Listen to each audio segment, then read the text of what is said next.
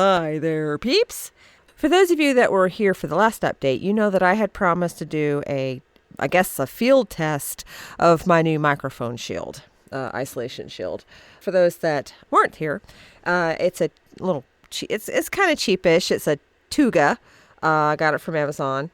I did the unboxing in the last video, and I had said that I was going to do basically audio with it at different settings, and I'm not going to edit this at all. I have the gain on my microphone set so that I hopefully will not have to do any audio gain to make it more audible. I'm looking at the monitoring and it looks pretty loud.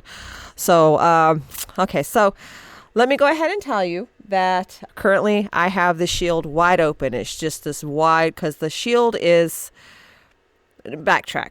The shield is adjustable. It's got 5 panels that I can enclose around it to make sort of like an isolation ball. It's got these flaps on top that I can close to close in the ball. I had chosen it over an isolation ball because with research over the two and a little comparison, I learned that isolation balls can color your audio. Now, I didn't know what was meant by coloring your audio. I imagine it means that it distorts it somehow. And I want something that helps produce a more clean sound. So I got this, and I picked this one just in case I ever do want to try a more ball-like thing, depending on what I'm doing, if I'm recording music or for an audiobook or what have you. Let me think.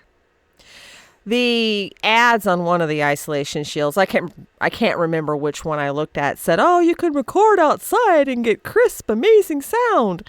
So that's why this test. So let me see. I'm in a little sound booth that's actually carved out of a corner of my bathroom, actually. But it's this awesome little corner that, compared to the sound booth I have at another location, which was built specifically to be a sound booth, I have to say that the recording in this little corner is of better quality. I have sound booth curtains around me. They were by rooms, I think it's Sound Booth to Go. And I am using a Blue Yeti Pro. I don't want to hear the debate about analog versus Blue Yeti.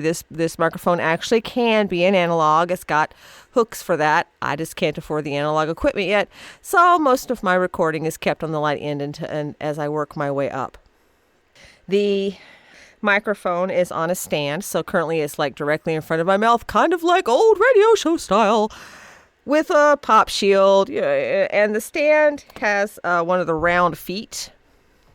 I have a heater running in the background, mostly because it was chilly today, but it occurred to me, hey, this kind of simulates outdoor sound just a little bit. So I've got the curtains pulled back so that I'm basically standing in an open space in the corner. And this is what it sounds like that, without any care for sound treatment or anything to that effect. First observation is that my isolation shield makes my microphone stand top heavy. It has fallen a couple of times. This makes me a little nervous because I cannot afford to replace this microphone. I actually got lucky and found it at a pawn shop for like $25. So yeah. So that is bothersome. As a matter of fact, so you can get sound of that, I'm going to scooch it as far as I can in the back to make it a little bit more stable and away from me, and so that I can stand better and not accidentally bump it. So now, I currently have my mouth about a hand space away from the microphone, which is one of the recommendations by pros. I am futzing with it and moving it with my hands to adjust it. So, and here it goes, falling on me. Like I said, it is top heavy. That really makes me nervous. Futzy, futzy, futzy, fussing, fussing, fussing. Please do not fall, and it's determined to fall. Oh my goodness. There it goes. I've got it in. Maybe it was where it was sitting. I don't know, but now it's nice. It seems to be stable. Okay. Well, you've got to hear me talk with everything wide open, so now I'm going to go shut off the heater.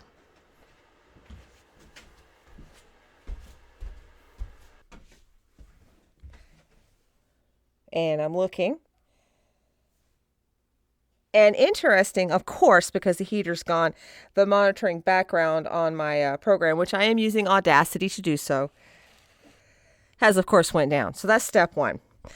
Now I'm going to begin closing it. The first thing I'm going to close is the sides. So I'm going to take the outer 4 edges and I'm just going to kind of close them in now. Here I go. Closey, closey. Kind of making them into a little shape where the microphone is at the forefront. Almost like the pictures I saw. They are not very easy to manipulate. Not without everything falling on me. Now we'll see. It's about the same. Let's see here. Now. Do-do-do, do-do-do, do-do-do. Get rid of that out of my way. I'm going to close the top now. Those clicks are the top coming down.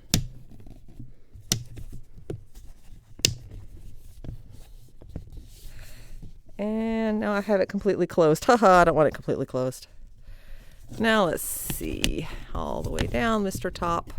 Can't go all the way down. It's not quite over the microphone enough. So all I can do is kind of enclose it so kind of like a little stone hinge around the microphone. Huh, it does look like it's registering a little less. Huh. All right. Well, that means if I go even further, will it hurt my voice?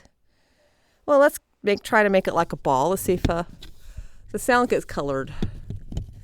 I'm going to close that. Really want this puppy closed in.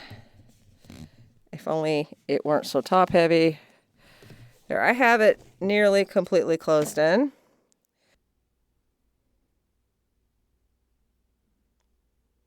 I don't know, maybe about the same.